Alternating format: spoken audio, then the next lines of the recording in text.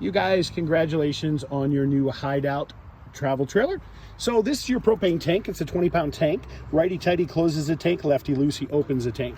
This is a regulator designed to regulate the gas pressure, which will go to the stove and the various appliances. New deep cycle battery. It has been tested, has been hooked up for you. That's your tow equipment. We're going to go over how to operate that here in just a little bit. On the side of the camper, you've got your fresh water fill.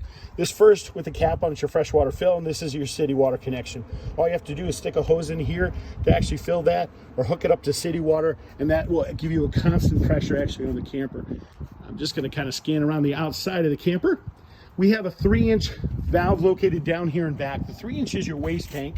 You pull that first, and then you have an 1.5-inch valve that follows that up. That'll flush out the lines when you go to empty your system for the holding tanks for your gray and black tank.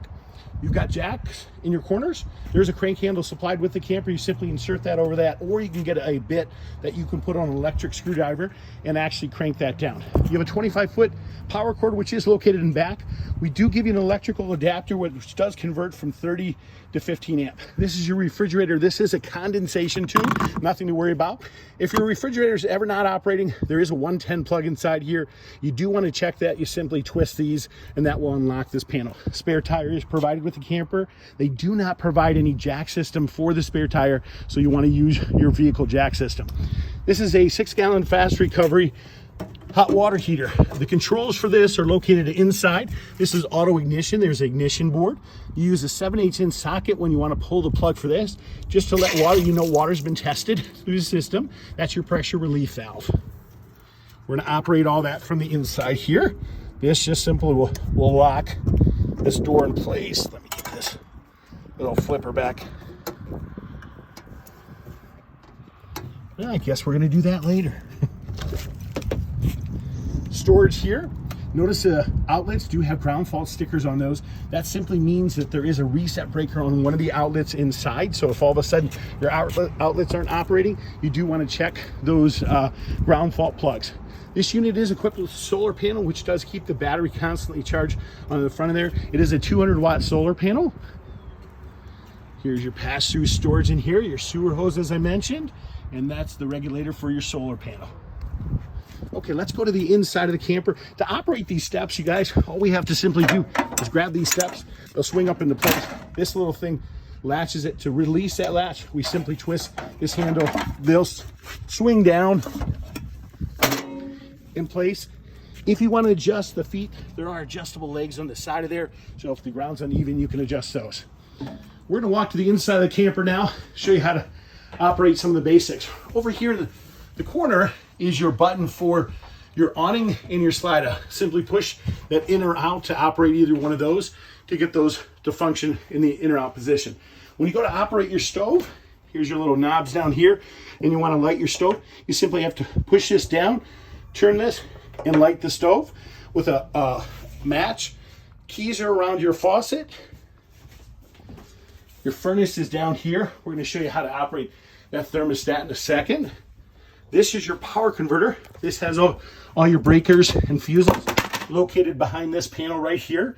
Your breakers are 110, your fuses are your 12 volt.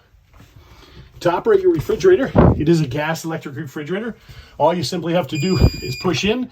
It's going to go to the most convenient power source. If you're plugged in, it'll go to electricity. If your gas is turned on and you want it to operate on gas, push this button. When that comes out, it is extended fully, it will go to your gas. Auto means it'll go to the most convenient power source when you're plugged in. Microwave, I think that's pretty straightforward. When you go to operate your air conditioner, your controls are right up here. You'll see these little indicators: off, fan, low fan, high fan, low air conditioning. This is simply your temperature adjustment. These little points here indicate the temperature. So we're going to set it to the coldest possible temperature. These are filters. You do want to make sure you periodically keep those cleaned. I can tell our air conditioner is working because it's already nice and cool. Remember that plug I was talking to you about the ground fault plug? Here's a ground fault plug. This plug right here has a breaker reset in the center of it. If all of a sudden your outlets quit working, what you want to do is simply push that in to reset that. This is what's called a Murphy bed. To operate this Murphy bed, you guys, we want to make sure this couch is in a down position.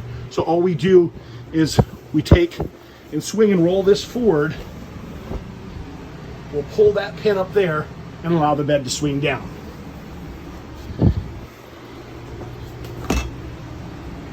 Just going to scan around the whole unit for you guys real quick.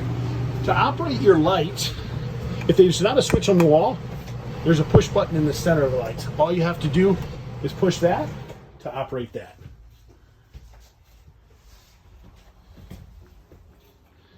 You guys, that's just some of the basics on your new RV. I hope you enjoy it. Please feel free to give me a call if you have any questions at 231-740-6225. Thank you and have a good day.